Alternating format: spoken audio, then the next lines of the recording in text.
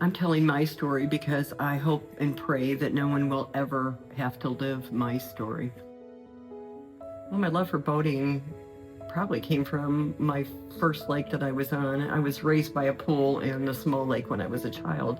And then moving forward, when I got married, I lived on a lake for 25 years. So it's always been a peaceful, tranquil place for me.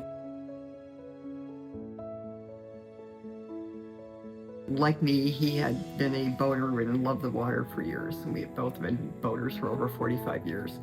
Very athletic. He was actually going to be in a tennis tournament for seniors that weekend. So he was in very great shape.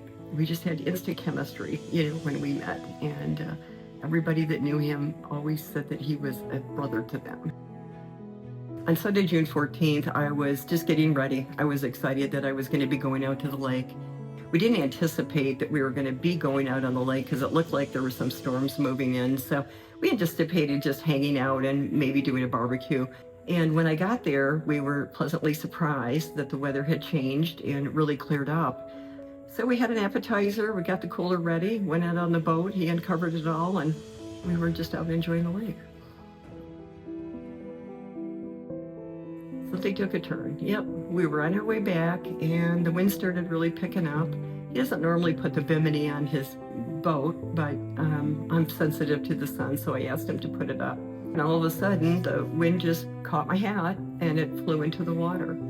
And so all of a sudden he turned the boat around, and next thing I know, he jumped in the water. And so he had the hat, he was coming to the back of the boat, and the ladder wasn't down. And I said, how do you put the ladder down? I was not familiar with his boat, although I had boated for years. He says, I got it.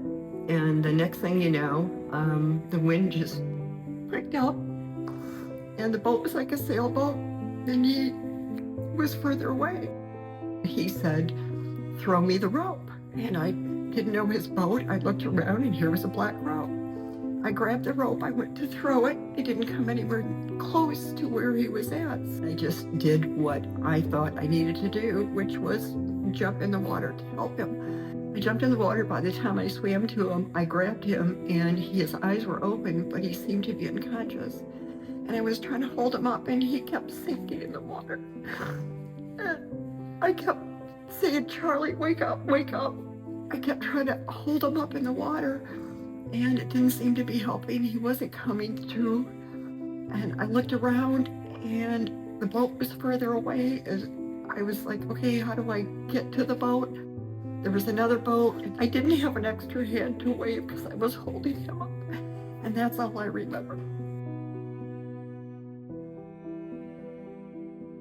I looked to the right of the boat. I noticed what I knew in my mind was a lady floating on top of the water.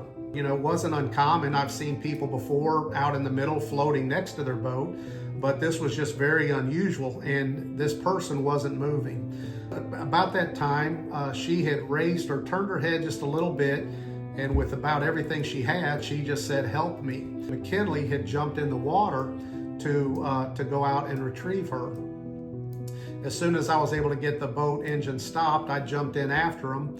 McKinley had brought her over to the back of the boat by the ladder, and I had gotten her head and grabbed the ladder and was holding her head on my chest to try to keep her head above the water.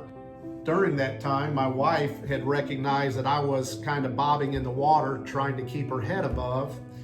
And so I asked our son-in-law, who was in the boat, to get a big oversized noodle that we had to put behind Shell's shoulders. My main concern was just letting her know that she was not alone and that we were there fighting with her and for her. She told me her name was Karen, and that she also was with someone named Charlie, and that we had to find Charlie. So during that time, when we found Karen was pretty lifeless. She had obviously taken on a lot of water. It's a miracle that she hadn't drowned, and I don't know how much longer she could have been on the water. The water safety is just so important, but it's important that we're prepared. It was just like a movie with ghosts, and I couldn't see anybody's face. I could just see figures. I could hear voices, they said, was anybody else with you? And I kept saying, Charlie, find Charlie. Where's Charlie?